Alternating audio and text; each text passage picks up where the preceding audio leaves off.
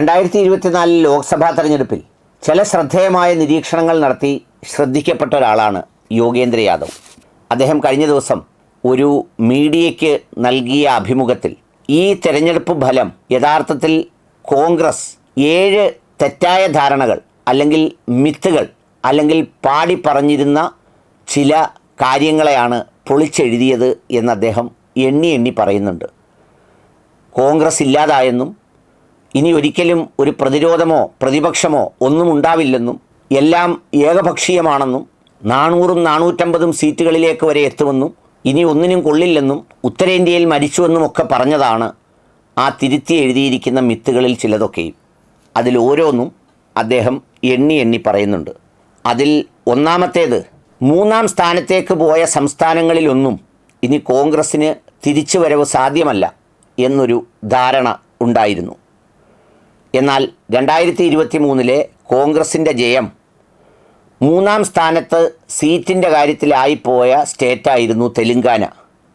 2019 ലോക്സഭയിൽ 3ാം സ്ഥാനത്തായിരുന്നു കോൺഗ്രസിൻ്റെ സ്ഥാനം.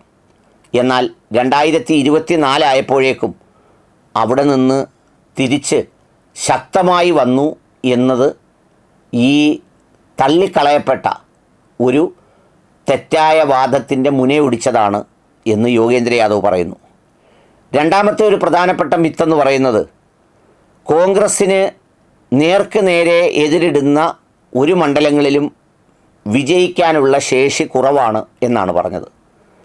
2019 190 സീറ്റുകളിലാണ് BJPയും കോൺഗ്രസും തമ്മിൽ ഏറ്റുമുട്ടിയത്. അവിടെ ആകെ കിട്ടിയത് 15 സീറ്റുകൾ മാത്രമാണ്.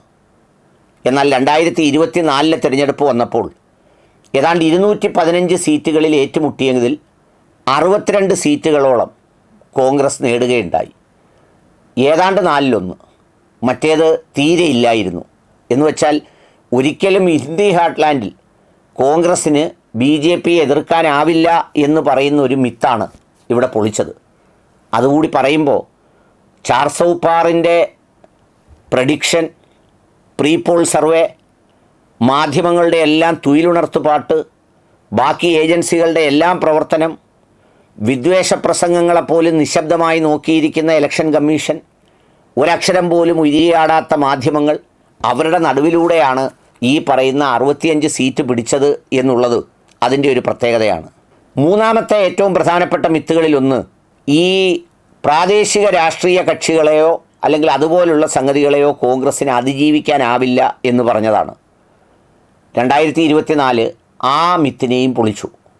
അസമിൽ ബദറുദ്ദീൻ അജ്മൽ എന്ന് പറയുന്ന അദ്ദേഹത്തിൻ്റെ AIUDF എന്ന് പറയുന്ന സംഘടന അത് കോൺഗ്രസ്സിനെ ഇല്ലാതാക്കിയെന്നും അസമിൽ ഇനി ഒരിക്കലും കോൺഗ്രസ്സിന് തിരിച്ചു വരാൻ കഴിയില്ലെന്നും പാടി പറഞ്ഞിരുന്ന ഒരു കഥയെ ഏതാണ്ട് 10.5 ലക്ഷം വോട്ടുകൾക്കാണ് കോൺഗ്രസ് സ്ഥാനാർത്ഥി ഈ അജ്മൽ ബദറുദ്ദീനെ തോൽപ്പിച്ച് അതിൻ്റെ അനിഷേധ്യ ഭാവം അസമിൽ പ്രകടമാക്കിയത്. അതും പൊളിക്കപ്പെട്ട ഒരു മിത്താണ്. നാലാമത്തെ പ്രധാനപ്പെട്ട ഒരു സംഗതി, കോൺഗ്രസ്സിന് ഓപ്പറേഷൻ ലോട്ടസ് അഥവാ BJP നടത്തുന്ന അട്ടിമറികളെ അതിജീവിക്കാനാവില്ല എന്നതായിരുന്നു. എന്നാൽ 2024 തെരഞ്ഞെടുപ്പിൽ ആ വാദവും ഖണ്ഡിക്കപ്പെട്ടു. അതായത് ഹിമാചൽ പ്രദേശിൽ എല്ലാവരും ഇപ്പോൾ താഴെ വീഴുമെന്ന് പറഞ്ഞിരുന്ന ആ സ്ഥലത്ത് ലോക്സഭയോടൊപ്പം സംസ്ഥാന തലത്തിലും തെരഞ്ഞെടുപ്പ് നടത്തിയപ്പോൾ 4 സീറ്റുകൾ കൂറുമാറിയവരുടെ തിരികെ കോൺഗ്രസ് നിലനിർത്തി അവിടെ ഭരണം ഉറപ്പിച്ചു. എന്ന് വെച്ചാൽ അങ്ങനെ അട്ടിമറിക്കുക അത്ര എളുപ്പം സാധ്യമല്ല എന്ന സന്ദേശവും 2024 കോൺഗ്രസ് നൽകി. അഞ്ചാമത്തെ സംഗതി പറഞ്ഞത്, കോൺഗ്രസ് എപ്പോഴും അലയൻസ് പാർട്ട്ണർക്കൊരു ബാധ്യതയാണ്. കാരണം അവർക്ക് ലോവർ സ്ട്രൈക്ക് റേറ്റ് ആണ് എന്നാണ് പറഞ്ഞിരുന്നത്. എന്ന് വെച്ചാൽ ഏതെങ്കിലും അലയൻസ് പാർട്ട്ണറുമായി കോൺഗ്രസ് ചേർന്നാൽ അലയൻസ് പാർട്ട്ണർക്ക് നല്ല സീറ്റ് കിട്ടും, കോൺഗ്രസ്സിനൊന്നും കിട്ടില്ല. കഴിഞ്ഞ ഇലക്ഷനിലൊക്കെ ബീഹാറിൽ കണ്ടത് കോൺഗ്രസ്സിന് കൂടുതൽ സീറ്റ് കൊടുത്തു, കോൺഗ്രസ് ഒരുപാട് പരാജയപ്പെട്ടു, RJDക്ക് എല്ലാം കിട്ടി. അതുകൊണ്ട് ഇനി കോൺഗ്രസ്സിന് കൊടുക്കാതെ അവൻ ഒറ്റയ്ക്ക് മത്സരിച്ചാൽ മതിയായിരുന്നു എന്നൊക്കെ പറഞ്ഞു. പക്ഷേ ഇത്തവണ തമിഴ്നാടും മഹാരാഷ്ട്രയും മാത്രമല്ല, ഉത്തർപ്രദേശിലും ബീഹാറിലും ഡൽഹിയിലും ജമ്മു കാശ്മീരിലുമെല്ലാം പലപ്പോഴും അതിൻ്റെ സീനിയർ പാർട്ട്ണർക്ക് കിട്ടിയതിൻ്റെ അത്രയും സീറ്റോ അതിനേക്കാൾ കൂടുതലോ അല്ലെങ്കിൽ വോട്ട് ഷെയറിലോ ഒക്കെ വളരെ വർധനവാണ് അവിടങ്ങളിലൊക്കെ ഉണ്ടായത്. ആകെ ജാർഖണ്ഡിൽ മാത്രമാണ് മറിച്ചൊരു സംഗതി ഉണ്ടായത്.